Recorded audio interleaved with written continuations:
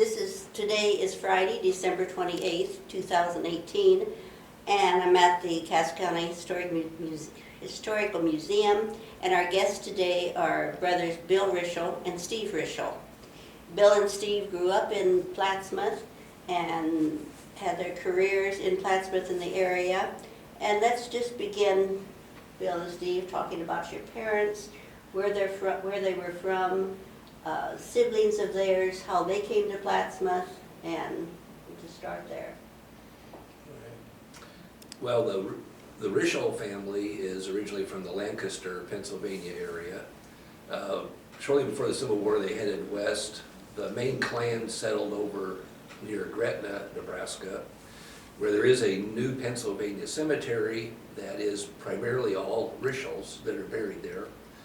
The first burial was in 1868, and the last one was 1935. Around 1880, our great-grandfather split off from the Gretna group and came to Plattsmouth and settled just west of the Masonic Home and the Missouri Pacific Depot. And so that was great-grandfather, grandfather, our father, and us all grew up on that property then. So our dad is from Plattsmouth and lived his whole life here. Our mom is from the Omaha area then. Our dad had one brother and two sisters, and the brother was Burton Richel, who he was an engineer and worked on airplanes during World War II, designing the drop gate and stuff, design that they use on the C-130s today. And he lived in Cincinnati. The two sisters was Mary and Louise. Mary was a school teacher in Sac City, Iowa. And Louise married Ellis Lichtenmeyer from the Nahaka area, and they lived in Spencer, Iowa, where he was a physician. Your parents' names and birth dates? Go ahead.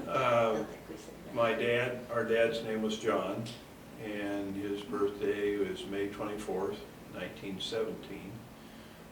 My mom's birthday whose name was Esther, and her birthday was August 17th of 1922. Her maiden name? Peterson. She was actually raised by her aunt and uncle. I remember that at her funeral, when Yeah. kind of gave the story. Yeah, she was raised by her aunt and uncle. I would add to what Steve said, where we live now, which was originally called Orchard Hill. Now we have a regular address. But my grandson Noah lives right next door, and Noah is actually the 6th generation to live on that hill. I remember when I first met Bill, when he was in 6th grade, and the Orchard Hill always stuck with me because I thought how romantic or interesting it would be to live on Orchard Hill. I suppose there was an orchard there? Yeah, our folks had an orchard, and the Halls, George Hall, where I live now, his place had a pretty good size. So yeah, there were a lot of fruit trees planted there. Is this up off the end of 6th Street? Am I in the right place? When you go Avenue C, when you go underneath the bridge, the railroad bridge, Okay. as soon as you go under the bridge, you turn right, and we live at the top of the hill. Okay, I knew that. Has it always been only Richels at Orchard Hill? There's Daniel's, there's a little house as you come up the hill that's kind of nestled in between the land we own. And so there was a Daniel that lives there, and then Darwin and Jean Gamble have lived there. Jean still lives there. She's in her 90s now. So she's kind of like right next door. But they're kind of a little island, and we each own what, 2 or 3 acres? Yes. Brother Steve, my son-in-law, Mike Broderson, and our daughter April, and then ourselves. And on Easter Sunday, they always have Easter sunrise services at their place. Yeah, it's been a great kid. When growing up, my mom lived right down the road, and our dad died in '76, so she was widowed for quite a long time, and so his kids, my kids, could toddle down to grandma's pretty easy. So they spent lots of time at grandma's. And I think it was good for both sides, good company for everybody, so. Yeah, because from Orchard Hill, we can see the courthouse extremely well. We can actually see the Missouri River, about where the toll bridge is. We can see the traffic on I-29 very easily over in Iowa. And then the hills in Iowa, all that you can see when there's no leaves on the trees, extremely well. So that's why he has sunrise service up there, because it's an awesome view when the Yes, it sun is. comes up. And your family, you have one more brother, one. So Brother Peter lives in Kearney. And he was a police officer in Nebraska City, and for 40 years now, he's been with the Department of Motor Vehicles. So he was a renegade, he moved off the hill. Yes, yes, he did. So what's your first memory of Orchard Hill? Or if not your first, what comes to your mind? Well, I don't know if I should confess, because the railroad is so anti-trespassing, but we grew up playing on the railroad tracks. And they had loading docks down there we'd ride our bikes on. And back in the old days, the box cars would come by with the sliding doors on the side. And if the doors were open on both sides, we'd try to throw a rock through the car as it went by. And every once in a while, we'd just get ready to heave one, and we'd see a bum sitting there in the car. So we'd try to stop, and if we didn't stop in time, the guy would usually yell at us, yell, "Hey!" But and the depot was very busy back in those days. There was passenger trains, and there was lots of people coming and going. So really the railroad tracks would be, and we had horses. We rode horses a lot, both on the hill and down on the cycle. And what depot, what line, railroad line was that? Pardon me? What depot, what was the railroad line? That It was Missouri Pacific, yes. Our grandma lived in Omaha, and our grandpa worked downtown. So every Friday, there was the Eagle, which was a passenger train that ran between Omaha and Council Bluffs. And so every Friday, she would ride the train down, and then about 4:30 in the afternoon, she'd ride the train home. And so every Friday, she'd come and spend the day with us. And if you were really, really, really lucky, you'd get to ride home with her. And at the train station, they had stairs that moved. That would take you upstairs. So that was a super treat to go home with Grandma and stay overnight, and then our folks would come get us on Saturday morning. But like Steve said, the station master down there, I mean, we were always big buddies. I mean, we'd see each other, we'd go by there 2 or 3 times a day going to and from school, and we'd go in and talk to him. He did a lot of leather work, so he made us a belt and made my mom a purse, and we carried the journal, and we finished up out by the dam, and we always walked the tracks home. I mean, twice a week, we walked the tracks home. It really wasn't that big a deal in those days. Who was the station master? What was his name? Mason was his name, and that's about all, his last name. And actually, they had a house. There was some, we call it a putt-putt, a little hand car that used to be down there. And there actually was a house where he lived, and then they moved over to Valley View when all of that kind of closed down. But like Steve said, the depot was a hustling place. I mean, there was... And this was the depot right by the Masonic home? Yeah. And the Mason, did they move to that first house in Valley View, the very first one on the north? I can't Because we live right near there, and I remember. think I remember that. But I mean, I'm sure the railroad owned the place where he lived, and then he eventually got his own place. But they had a big dock down there where they'd load and unload cattle, on and off cattle cars, and there was always a crew that would come in the summer and would work on the tracks, and they would stay there. And there were folks that, because the train got off, would walk up the hill to our house and ask for a meal, and Mom was kind of feeding people all the time. They picked fruit from her trees, And it just kind of, wasn't like it was a big deal, it just kind of the way it always was. So, the other thing about living on a hill, which most everybody does in town, it was a great place to sleigh ride. And we were enough removed there that my dad had a menagerie of, we had every livestock you can think of, and I think that's it is what got me started in my career, is we had a little bit of everything. So was the depot there all of your boyhood growing up? Mhm. When Yeah. did they tear it down? Well, they moved it. It's still around. It's out on Maiden Lane somewhere, isn't it? I think Margot told me it's since been torn down, Torn down since. but it was moved Fulton Avenue, Walton Oh, Avenue. behind the car dealerships out there. So, but I've asked Margot, she said it was torn down, so it's gone. Was it used as a house? Yeah, yes. What year do you think that was? Late 1960s, maybe 1970, Yeah, somewhere in there. I remember it being there very well. You're talking about the cow deal. Go ahead. I remember. My, my dad, we always thought was pretty straight-laced, but as stories come out as we got older, he borrowed a neighbor's cow, and he was gonna put it on the elevator down at the Masonic home, but it wouldn't go in the elevator. So instead, he brought it up and put it in the depot, turned the heat up, and then left it there overnight. And so in the morning, there was quite the mess.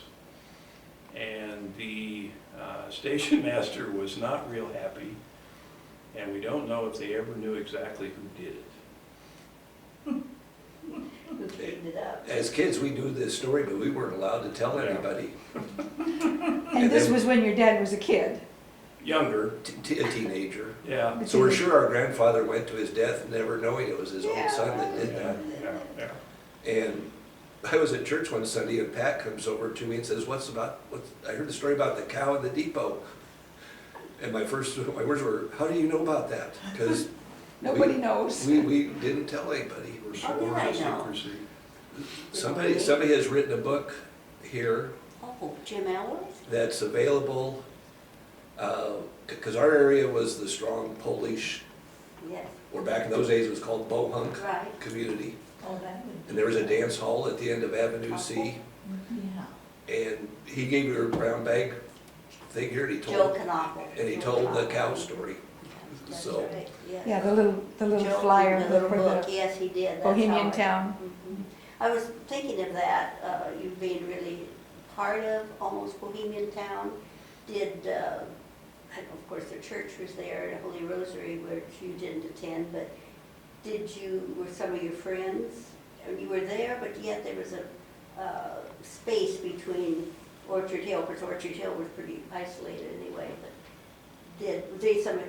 some of your friends that were part of that community?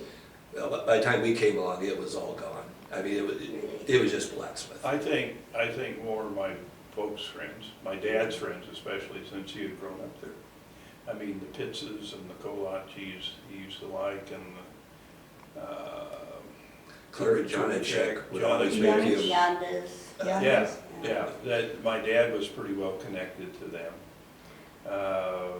And he always said, I don't know if this is the appropriate term, that we were all Mohawks growing up in that, in that area. What did your dad do? Well, he was, he did a little bit, he was a mechanic for the streetcar company in Omaha. He was a maintenance man at the Masonic home.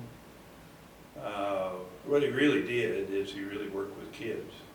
And if we get on to the Boy Scout part, I mean, that's where he really shines, is the stuff that he did.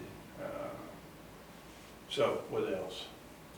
He worked on the streetcars, he was a mechanic up there. Then he worked at the- Masonic home, did the boilers and all the maintenance stuff. Maintenance. Worked with Fred Davenport, was his boss there. He worked at the Vickers plant between streetcar That's and right. Masonic home. Okay, the house that you grew up in, was that the same home that your father Yep, grew up in? Yes, And that your mother lived in that house until she died? yep. yes. So that house was built in about 1880, when our great-grandfather came over from Gretna and split off from that group. So actually our grandfather, our father, and us all grew up in that house. Now, I know when I came to town and met the Richels, John Richel and Boy Scouts were synonymous. Want to tell us about the beginning or your father's interest in Boy Scouts, and was it established here long before your dad? He was actually a scout when he was a boy. So, you know, it would have been in the 20s, 30s. So, and he loved the outdoors. He loved especially the mountains, especially Colorado mountains. And, you know, Boy Scouts are kind of all we knew. Yeah, so he was scoutmaster of Troop 369 for about 1960 to 1975, when his health required that he quit. And yeah, in the 50s, 60s, 70s, Scouts was very big in Plattsmouth. There was actually 2 troops back then, and we would normally have 30 to 40 kids at our weekly meetings then. And our dad was very much into camping, so we camped at least once every month for many, many years, and it was a big deal to keep that streak going. And when I was, believe my first year in scouting, so I would have been 11, the streak was gonna get broken. It was extremely bad January. The first couple of Saturdays or weekends, my dad had something going on. It got down to the last weekend. We had to camp out, so my dad took myself, Jim McKnight, Joe Solomon, and Fritz Sullivan, and we out to Freddie Werbine's farm, and Eddie Werbine's farm. And I can probably show you the exact spot. Anyway, it got down to 15 below that night, and my dad got us set up. He brought along bricks. We warmed them in the fire. We wrapped them in newspaper, put them in our sleeping bags, and then he went back into town. And we were warming our sleeping bags for about an hour. Then we started saying, is anybody warm? Nobody's warm. So the 4 of us got up, and then we stayed up all night, built a good fire. We would go for a walk about every hour just to keep the blood flowing. In the morning, it got daylight enough, we thought, well, we might as well try to fix breakfast. Well, our eggs were frozen solid. We whacked them with big logs. We could not break those eggs. They were like rocks. So the 4 of us survived 15 below out in Eddie Werbine's woods. Child abuse today. And then that was my first year in scouting, so I was young. Then probably 3 or 4 years later, again, we had a month where it snowed a lot. And so we actually camped inside Oak Hill Cemetery. The evergreens on the south side formed a good enough wind block. There was not a lot of snow under the trees. So there was maybe a dozen of us there that night. So we camped in the cemetery.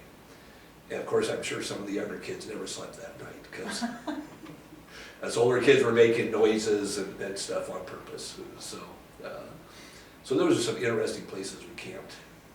Your dad was always the scout leader. What is the setup of scouts? You talked about a troop, or you have like 4-H, you have different clubs. I don't know, I guess, anything about scouts, so how is it set up as a hierarchy of it? Yeah, a troop will have one scoutmaster, and it's sponsored by usually a nonprofit organization. The Plattsmouth Lions Club always sponsored Troop 369 back in those days. And then within the troop, it'll usually be a geographical area that they set up. And you have patrol units then within that troop. So the younger kids are in Cub Scouts, then Boy Scouts, then Explorer Scouts after that. So there were 2 troops? Yes, but the other one eventually went away because our troop was known for doing the Colorado trip and the camping out, and that's what kids like to do. I was talking to Max Linder a few years ago about his experience he brought up scouting. He says, yeah, your dad probably wasn't happy, because he says, I wasn't interested in the badges or the ranks, I just wanted to camp.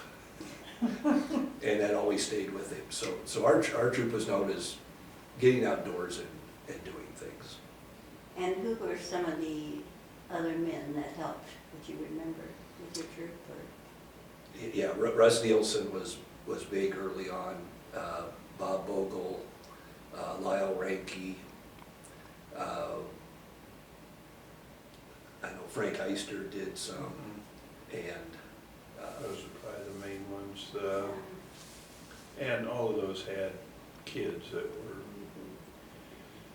were involved in scouting. I mean, scouting was just, well, we loved to do what we did. I mean, I figured, we probably camped out between going on vacation, over 2 months a year. I mean, over 60 nights that we'd spend out camping. And, I just had my 50-year high school reunion a couple years ago, and at every reunion we ever get to, we always talk about Boy Scouts and camping and the fun we had out, all the different places that we went. Mostly, and as like Steve said, most of them you remember are the cold ones, in the winter. And going out past Gene Service, those woods there, I mean, that was a real common place that we went, because it was in the trees, those valleys that go up in there. That's where we, it's out of the wind. We'd go out. At that time, those lakes are out there now, but that used to be at Kenny Williamson. It's north of the refuge along the Platte River. I mean, at night, we walked across the Platte River in the winter. I mean, it's a wonder that, we went to Colorado every other year and hiked and camped out there. Mark Yonker, who was my age, that, had polio. My dad, we got a chair, like a chariot, and hauled him down the trails on that. We just had the best of times. We got a little older, we did some canoe trips up in the Boundary Waters, up in Canada. That was more of an explorer thing. But still, I think my dad used to judge Case, who was here. There would be kids I knew or other kids I didn't that, got in trouble, that were on their way to Kearney or to prison. And I'd be listening at night. He'd call my dad and say, hey, I'll give these guys a chance if you could help them. So, and he would.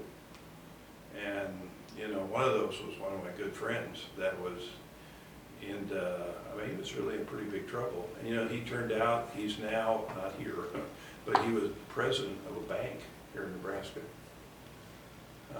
So it really was neat to see even then you could sense, that there was something about, working with kids, and, he just really enjoyed doing that. He got the Silver Beaver, which is the highest award given to non-professional scouters. Actually, he got a Key to the City, Admiral in the Nebraska Navy, Sarvin Good Neighbor Award. He got all those things for the things he did in scouting. So. Lucky for him, he didn't have a bunch of little girls. Yeah, yeah. Well, then I'm not sure Esther what would have happened then. Yeah. But we would be at gas stations getting gas, and the three of us boys are sitting in the back seat. And if another car getting gas had all girls, my dad would always say, well, I'll trade you for one. And I'm little kids sitting in the back seat going, well, which one of us is going to go? It would have been Peter. Yeah. Of course, the baby. But with Joe Case referring people to my dad, so my dad died in 1976. He had just been out of scouting for a year then. A lot of people would stop by the house and talk to my mom and tell her how scouting was the turning point of their life, and or had a major difference. And even after that, people would call her and just say, I'm in town, I just want to call you and tell you what scouting and your dad and her husband meant to me. And like Bill says, even today, I go to class reunions, they bring up Scouts. That was just very much an imprint on people's minds. And we had one Scout, he was about 6 years behind me, so I was pretty much out of scouting when he was in there. He was in a lot of trouble with the law, a lot of trouble. And my dad took him on, and he stopped to see my mom probably about 20 years after that point in time. And told my mom, if it hadn't been for John, I know I'd be in prison today. That your dad had faith in me. He was the first person that had faith in me, and I turned my life around. And he had moved to Missouri then and become very successful. So, so Judge Case knew what he was doing, and my dad knew what he was doing. So, How important were the different levels of scouting to you or to your dad, the badges and such to lead up to Eagle Scout, which is... go ahead, Bill. It's funny you bring that up. The Eagle is the pinnacle. And so both of my brothers, Steve and Peter, are Eagle Scouts. Steve has 3 boys. All 3 of his boys are Eagle Scouts. But you're looking at the one in the family who is not. So I appreciate you bringing that up. And one of the badges I needed in order to be an Eagle was first aid to animals. So I got into high school, and that's an excuse, but I got into high school and got on to other things and doing sports and what have you, and I just never finished that, and it's a regret that I paid for up till today. And our dad, Life is the one right before Eagle. My dad was a Life Scout as well. So Is there an age limit? he and I were the only failures in the family. Is there an age limit to acquire Eagle Yes, Scout? that was, yes. Once you turn 18, you cannot get it. Yeah, so he was definitely proud of his 2 younger sons that did that. He had a number of scouts that became Eagle Scouts. And I think Steve put down, there was a group of 8 that got it 1 year.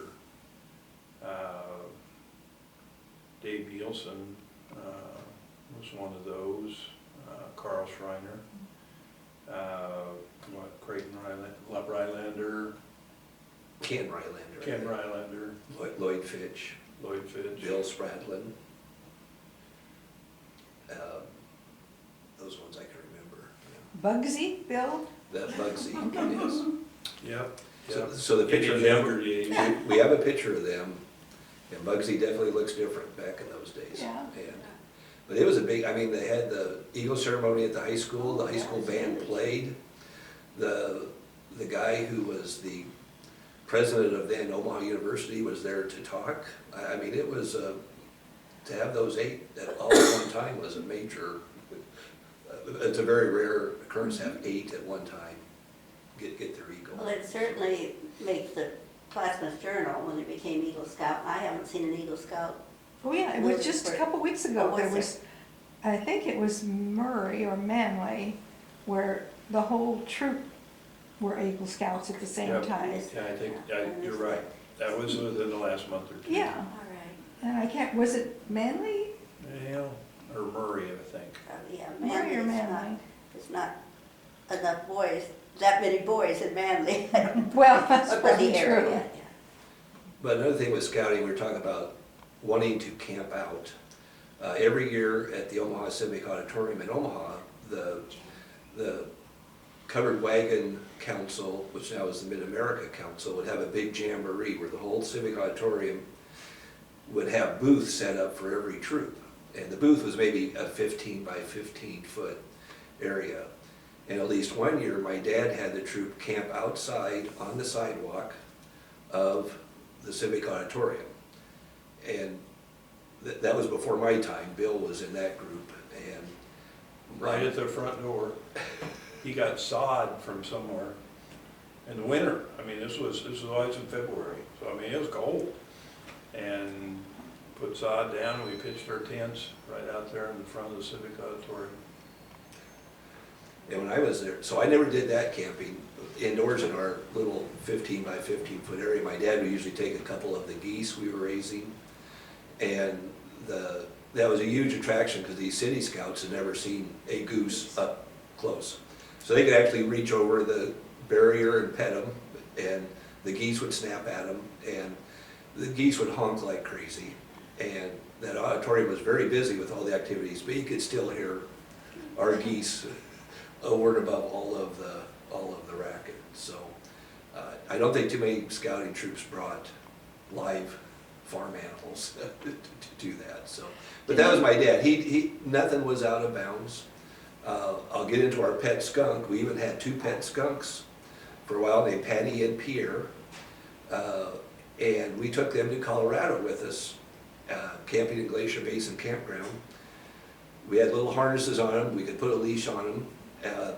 Every evening, kids and adults from all over Glacier Basin Campground would come around to see our skunk and to pet the skunk. And they were very friendly. We fed them canned cat food. And we had them for quite a few years till they passed away. And you had them deodorized? Yes. And Descended, yeah. Do you have to do that regularly? Do they, Oh, yeah, if you don't do that, it's a you have to big do it? problem. I can remember down at the office, Yeah, we used to take And them the out, doctor we would do come them in. outside, take them outside to do them. and get tomato juice would take away the Yeah, somewhat. scent. well, Evelyn Morris, a longtime Yes. teacher up at Central, our younger brother Peter was in her class when we got the skunks. And Evelyn liked to talk that Peter came in and says, "Don't worry, they're desensitized." And so those skunks were a very big draw. And Nikki Maslowski, who was in my class in school, raised by Al and Dolores Hanson. Hanson. One night she said, Al and my dad brought that skunk over and set it on her bed. She'd already gone to bed and scared the daylights out of her. And one time the Methodist church, just across the street from here, was having a council meeting or something like that. And it was in the very upstairs room where there's really no way out other than the steps. So my dad went up the steps and shooed the skunk into the room where this council meeting was going on. So he liked playing pranks with the skunks. So He didn't outgrow it from when he was a kid at the depot. So yeah. No, it was, And then the scouting, they have a 50-miler where we did 50-mile hikes. And so my age group, Steve and I were talking about this, went down through Nebraska City and then over to Waubonsee, across the river, whereas Steve evidently went the Iowa side and went down. So we would do that every couple of years maybe. There'd be a 50-mile, and you got a badge for doing that. Did you ever think, why is my dad making us do this stuff? Or did you enjoy it all? Oh, no, we loved it, You loved it? yeah. Even the freezing part and, Oh, yeah. okay. We had the best time in those winter, we call them polar bears, and we would take a tarp and lay it down, and then, 4 or 5 of us would lay it like sardines, and then we'd lay the tarp over us. And the low man on the pole was the guy that was where it was open, because that's where it was the coldest. But camping in these woods out here, and my dad a lot of times would stay up all night and keep a fire going for us. So if anybody did get cold, he took better care of us than Steve. Steve, he just left them and went back home. But he would keep a fire going for us all night if we needed to get up. And just out sledding, in the dark, night hikes, and yeah, it was the best. No, it was never, do we have to do this? It's when are we going next? Mhm. So, And we did not have air conditioning. In the summertime when it got hot, we would just go out in the yard and throw our sleeping bag down on the ground and just sleep outside on our sleeping bag. Sleeping outdoors was fantastic. I didn't stay in a motel till I was a senior in high school and went to the state tournament, the state track meet. That was the first time I stayed in a motel. And that's the same for me. We always, At the state track meet was the first time I stayed in a motel out in Kearney. we always camped out or we slept on some aunt and uncle's floor. Where did you meet? Did you meet at home? Your meetings, For the- was it weekly, once a month? So the scout meetings were weekly, every Monday night, and it was in the old gym of the high school. Later on, there was also a Camp Crable on North Sixth Street. Sometimes in the summer we'd meet there, but almost always the old gym. And for campouts, we'd always meet down here at the Hickey Dinky parking lot, the little triangle between Platco and what was Hickey Dinky. That was our meeting point. And then we would generally walk from there out to what's now the Swallow Hills area or Kenny Williamson's farm, and we did a lot of walking. It was, the kids got their exercise, so. How did you get to Colorado? My dad just, he rent school buses, so 3 or 4 school buses. And when you look back at the logistics of feeding over 100 people for a week, had to have been tremendous. Everything cooked with Coleman stoves. Hinky Dinky and Rubax would donate canned juice, soup, tomatoes, anything canned. So that helped a lot. And I was thinking of this the other day. So it was fairly costly back then for a scout to go to Colorado because he had to cover all those costs. And my dad would contact business people here in Plattsmouth to sponsor some of the scouts that could not afford it. So no one ever knew who were the sponsors. No one ever knew which were the kids that didn't pay all of their bill. Everybody was treated exactly the same. So. You said Lions sponsored your troop. What was their sponsorship? What did that involve? Do you know? Yeah, back in those days, it was kind of a hands-off sponsorship because everything was running swell. If there's troops that are not running well, the sponsorship group needs to step in and see that things are okay. But basically, they would pay a small fee every year to keep the troop charter effective with the local council. And we did have some award ceremonies at the Old Eagles Club down on Main Street. Old Lions Club. Lions Club. And Lions they Club. had that big dinner. They would have upstairs at the Lions Club, they had that dinner once a year. I forget what they would call it, but they would let us check, we would bus the tables and we check coats. That was probably the only thing we really did together. And like I say, I think, Pop just kind of, I don't know that we got much from them, didn't ask much from them. They didn't have to. money-wise, Yeah. That he was able to get it through his other contacts. So we had the Colorado trip, and then every other year, there's a Boy Scout camp up by Fremont, Camp Eagle and Camp Cedars. And at Camp Eagle, you cook for yourself. At Camp Cedars, there's a cafeteria. And my dad was he really thought this was important that kids go to camp. And so there was a year that he didn't tell me, I found this out, that he really wanted these kids to go to camp, and the parents said, well, they have baseball games. They play baseball, they have a game that week. And so my dad said, well, they still need to go to camp. And they said, well, then you're gonna have to get them to the game. So my dad from Fremont drove these kids from Fremont down to the baseball game. Parents came and watched, and then he took the kids back to camp. And the game was here in town. Yeah, yeah. Your dad was a troop leader, So he was scoutmaster. scoutmaster. And then you have assistant scoutmasters for the other adult leaders. All right, I remember my son was in Cub Scouts. It was mothers. And I know Marlene, Steve's wife, what's the setup? So the Cub master's the head person. Marlene was a den mother. because they're split into dens rather than patrols. So she was a den mother, yes. And that was the Cub Scouts, and excuse me, the next level was Was Boy Boy Scouts. Scouts. Yeah. And that was always a man. That doesn't have to be, but that's just the way it usually worked out. It was then. It was- Are there still scout troops here in Plattsmouth? They're kind of behind the scenes. I was gonna say, you don't hear much I about don't them. think they have a lot of kids, but yeah, there is still scouting here, yes. I have had 2 occasions where boys working on their Eagle Scout status helped me with my cemetery.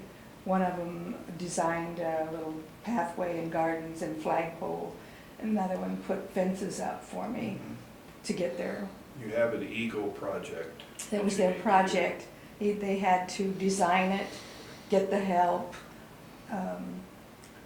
I paid for the things that were needed, the materials needed, but they did everything else. Yeah, and they've done work down on the caboose. or the Yes, road they have. car, they've- Mhm. One of the Chevators boys Yeah. worked down Uh-huh. at the park. Yeah. Park. So they have you should speak to that since You're not I'm even, a loser, yeah, so. you don't know, Pat, how much static he's taken over the years for not being I'm an Eagle getting Scout. I have regrets, that's my biggest. We all have those, Bill. That's why I asked if there was an age limit. No He can still go retirement. get it. Yeah, at 70, there he is with his cane and. So scouting was a huge part of our family's life, of our lives, and all of our friends, I'd say all of our friends were probably involved in scouting. And still to this day, 2 weeks ago I met with Bob Fuller and John Ashenbrenner, who I graduated with, and we talked about Boy Scouts. You need to tell him your Lloyd Fitch story on Lungs Peak in Colorado. So we go to, Lloyd and I were both 12, and we were the younger of the scouts there, and Longs Peak is a kind of a big deal, climbing Longs Peak. And it can be a dangerous climb. In those years, they had cables on north face? North Face. On the north face, right at the edge of the east face, where it was straight down, where you hand over hand, went up those, and then you'd scurry on up to the top, and then you'd come down a different route, actually the backside, and come down. So my dad wanted Lloyd and I to be the first ones up, because that's kind of a big deal to be the first ones on the peak. So he and I took off, and we got to the top, and stayed there a while, and then we went down the backside, down to the base, which is Boulder Field, what is it, 7 miles from there to the parking lot? So we waited at Boulder Field, and every scout coming down is, oh, is your dad mad? So my dad didn't know where we went. He envisioned we could have fallen off. And there are people that die there every year. There are 2 people they're looking for still from this last fall. And so he was hoping we were okay, and if we were, he was gonna kill us. And so, at any rate, everybody came, and finally he came, and he took my knapsack, and he filled it full of rocks. And it's 7 more, we've already went 8 miles up, and now we're heading back down. He filled my knapsack full of rocks, and he said, you start walking, and when you get to the parking lot, just keep on going. Oh, he was mad. Which is a good dozen miles from the trailhead to the campground. So, He was upset, and I wasn't really, that's the maddest I've ever seen him. And so I got the parking lot, and I kept going. And one of the other leaders felt sorry for me and picked me up. And I don't think he talked to me the whole rest of the trip, all the way home. It was... He expected you to stay at the top. Yeah, we never solidified that idea though. And, we were just so glad we were up here, we were first up, okay, let's head down. And like I say, it was a whole different route. And the route down is not all that safe either, and so it was, I could see his point now for sure. Being a parent.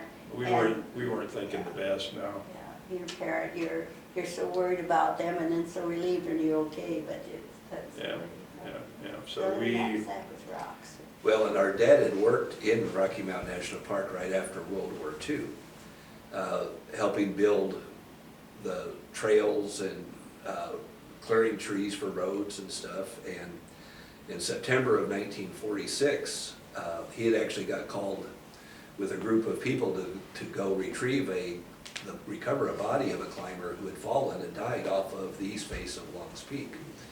So, only about 16 years before this incident with Bill, my dad had helped retrieve a dead person off of that peak. So he knew what happens if this east face, if you fall off of there, there's no second chance you're gone.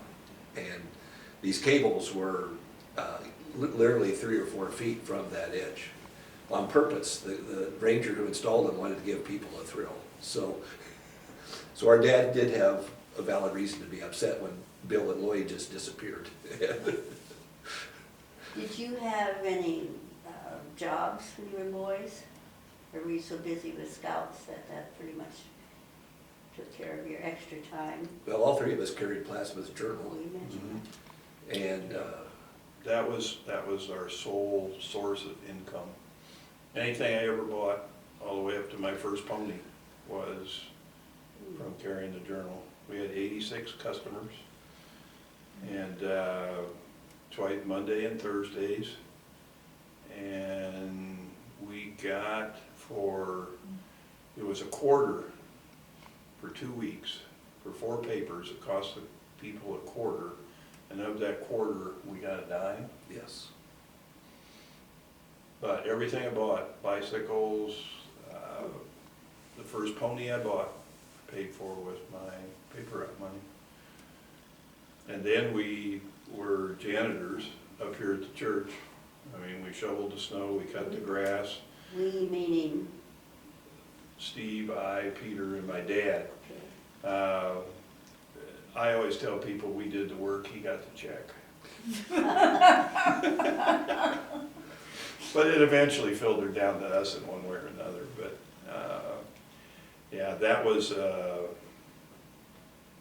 mean, you know, Saturday night weddings were our worst nightmare because we had to clean the church and had to sweep the rice off the sidewalk first thing in the morning. And when I was in high school, I played basketball, you know, and I did okay. And, you know, I'd have a big game and I'd get this, what? Snowed. I said, man, it's 4 in the morning. I got a big game tonight. So you got to get the walk cleaned so kids can walk to school. Didn't matter.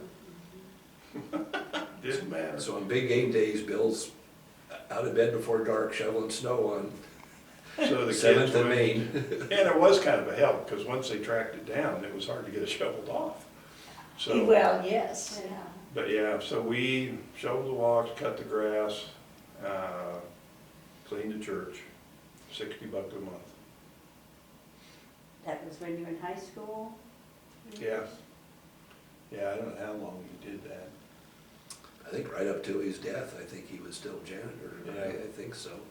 So, yeah, every Saturday morning, well, like I say, weddings, funerals, during the week, but every Saturday morning, we were there to clean. And usually Peter and I would take the upstairs and our dad would take the downstairs. So, And where was? and he was off to college by then. But there were, I mean, so we'd be cleaning, and my dad and the minister would get into these long conversations. And I can tell you, over there on the south side where those single seats are, that was the best place to sleep. And I would just, I mean, they'd get into discussing things, and I just lay down there and snooze. I mean, it was, I mean, our dad dragged me to the hospital to go visit somebody, and so, yeah, I spent a lot of time there. So Peter and I would come up with games to make the Saturday mornings go hundreds and hundreds of bulletins were folded into paper airplanes and thrown from the pulpit into the sanctuary to see how far they would go. And or we would balance the broom on our finger and see how many laps we could do around the sanctuary with the broom balanced on our finger. And all the books, all the hymnals were put the right way, in straight, with the binding always facing to the left. I mean, everything was... But we grew up just thinking that's the way it is. Everybody does this. Everybody has all these animals, everybody cooks, everybody sleeps in tents on their vacations and cooks over a Coleman stove. Everybody gets up Saturday morning and has to go do chores somewhere. We just thought so Saturday morning cartoons, I never saw them until Yeah. college. I mean, kids would ask us about Saturday morning cartoons, and it's like, I have no idea. So, but it was good. Well, Bill, you said having so many animals, pets, as a child probably led you to be a veterinarian. What led you to be a CPA, Steve? Well, I was always extremely good in math, and Arlen Rasmussen was the math teacher in high school. And I just did really good. I went to college, I was a math major, and to Mr. Rasmussen's credit, it wasn't until third semester of advanced calculus that I learned anything new that I did not already know from high school. And I was good at math, eventually got into business administration and accounting. So if I was not good at math, I probably never would have went into accounting. But a lot of it's Mr. Rasmussen. He was just my favorite teacher. It just clicked with him. In retrospect, it's a wonder I'm not a park ranger. I don't know. Marlene is amazed. Why did you become a park ranger?